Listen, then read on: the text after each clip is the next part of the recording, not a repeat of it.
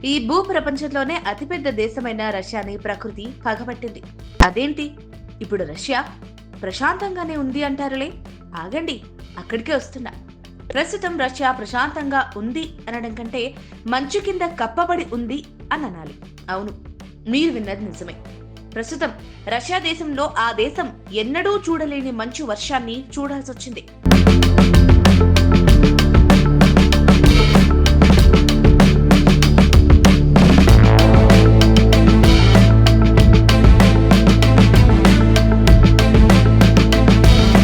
విషయంలోకి వెళితే రష్యాలో రికార్డు స్థాయిలో మంచు కురుస్తోంది.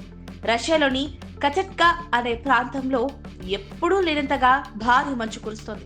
కేవలం ఈ ఒక్క వారంలోనే 12 అడుగుల కంటే పైగా మంచు కురిసింది. డిసెంబర్ నెల నుండి చూస్తే ఇప్పటి వరకు 23 అడుగుల మంచు పేరుకుపోయింది. గత 146 ఏళ్లలో రష్యాలో, ముఖ్యంగా మాస్కో ప్రాంతంలో ఇంతటి మంచు తుఫాను ఎప్పుడూ రాలేదని అక్కడి వాతావరణ శాఖ చెబుతోంది. ఒక్క ముక్కలో చెప్పాలంటే కచెట్కా ద్వీపకల్పంలో మంచు తుఫాను బీభత్సం సృష్టిస్తోంది.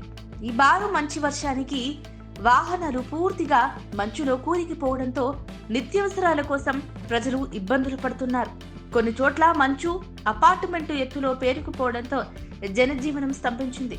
విద్యా సంస్థలు మూతపట్టాయి. మనుషులు గడ్డగడ్డిపోయే పరిస్థితులు ఏర్పడ్డాయి.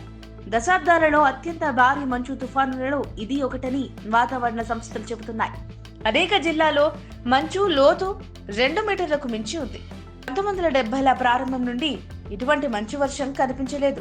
పైకప్పుల మీద పేరుకుపోయిన మంచు ఒక్కసారిగా మీద పట్టడంతో 2 వ్యక్తులు చనిపోయారు. రోడ్లు, కార్లు, ఇల్లు అన్నీ మంచుతో పూర్తిగా కప్పబడ్డాయి. దీంతో స్కూళ్లకు సెలవులు ప్రకటించారు. బస్సులు, ఇతర రవాణా సౌకర్యాలను నిలిపివేశారు. ఇక గంటకు దాదాపు 100 కిలోమీటర్ల వేగంతో వీస్తున్న గాలుల వల్ల మంచు కొండలు పేరుకుపోయి దారులు దూసుకుపోయాయి. మంచు ఎంత లోతుగా ఉందంటే జనాలు ఇంటి కిటికీల నుండి బయట ఉన్న మంచుగడ్డల మీదకు దూకుతున్న వీడియోలు సోషల్ మీడియాలో కనిపిస్తున్నాయి. ఇక మంచు తుఫాను కారణంగా జనవరి 15న నగర వ్యాప్తంగా అత్యవసర పరిస్థితిని ప్రకటించారు. ఈ ప్రాంతంలో భారీ హిమపాతాలకు ప్రధాన కారణం వాయవ్య పసిఫిక్ మహాసముద్రంలో అల్పపీడన పరిస్థితులు ఏర్పడటం అని వాతావరణ శాఖలు తెలిపాయి. దీని ఫలితంగా బలమైన మంచు గాలులు, భారీగా మంచు కురుస్తుందని తెలుపుతున్నారు.